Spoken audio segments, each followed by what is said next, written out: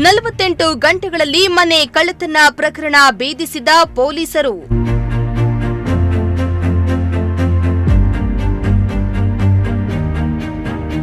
ಮನೆ ದರೋಡೆ ಮಾಡಿ ಚಿನ್ನಾಭರಣ ದೋಚಿದ್ದ ಕಳ್ಳರು ಅಂದರ್.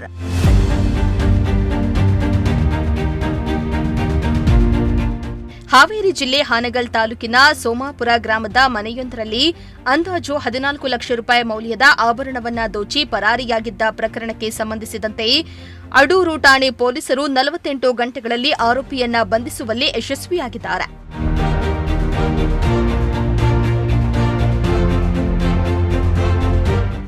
ಹೌದು, ಸೋಮಾಪುರ ಗ್ರಾಮದ 32 ವರ್ಷದ ಶರಣಪ್ಪ ದೊಡ್ಡಬಸಪ್ಪ ಮುದಿಯಪ್ಪನವರು ಬಂಧಿತ ಆರೋಪಿಗಳಾಗಿದ್ದು, ಜನವರಿ 19ರಂದು ಸೋಮವಾರ ರಾತ್ರಿ ಗ್ರಾಮದ ಬಸವರಾಜ ಗೋಳಪ್ಪ ಪೂಜಾರಿ ಎಂಬುವವರ ಮನೆಯ ಹಿಂಬಾಗಿಲನ್ನ ಮುರಿದು ಟಜರಿಯ ಬಾಗಿಲನ್ನ ಮುರಿದು ಟಜರಿಯಲ್ಲಿದ್ದ 115 ಗ್ರಾಂ ಬಂಗಾರದ ಆಭರಣ ಮತ್ತು 310 ಗ್ರಾಂ ಬೆಳ್ಳಿ ಆಭರಣಗಳನ್ನ ಕಳ್ಳತನ ಮಾಡಿ ಪರಾರಿಯಾಗಿದ್ರು.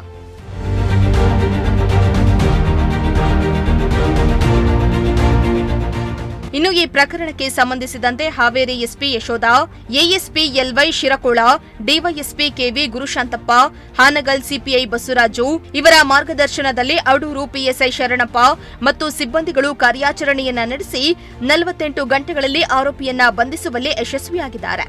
ಬಂಧಿತರಿಂದ ಚಿನ್ನದ ಸರ, ಉಂಗುರಗಳು, ಜುಮುಕಿ, ಹ್ಯಾಂಗಿಂಗ್ಸ್, ರಿಂಗ್ ಒಟ್ಟು ಅಂದಾಜು 13,69,00,000 ಮೌಲ್ಯದ ಚಿನ್ನ ಮತ್ತು ಬೆಳ್ಳಿಯ ಆಭರಣಗಳನ್ನು ಪೊಲೀಸರು ವಶಪಡಿಸಿಕೊಂಡಿದ್ದಾರೆ. ಈ ಕುರಿತು ಅಡೂರು ಪೊಲೀಸ್ ಠಾಣೆಯಲ್ಲಿ ಪ್ರಕರಣ ದಾಖಲಾಗಿದೆ.